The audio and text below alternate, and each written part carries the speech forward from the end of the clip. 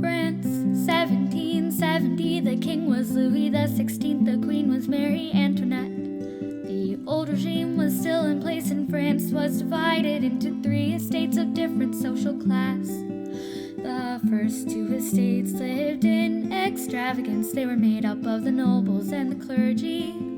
But the 3rd estate lived their lives in poverty. They were made up of the peasants and some scattered bourgeoisie.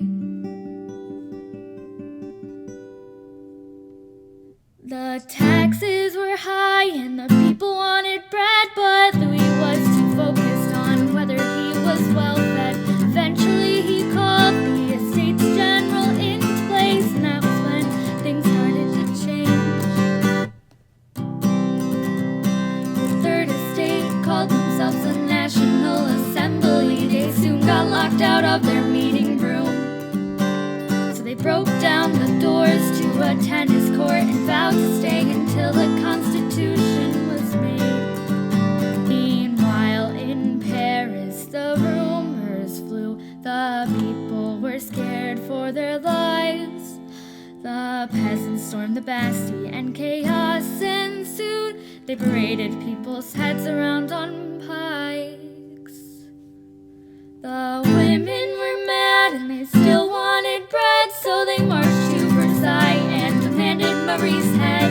Instead, the 2 monarchs were corralled to Paris, and France was soon divided yet again. The National Assembly wrote the rights of man, but they made a mistake when they took over the church lands. Louis tried to escape, but it didn't quite go well. Still, they made the Legislative Assembly. But in 1792, war was tearing France apart. Austria and Prussia were on top by far.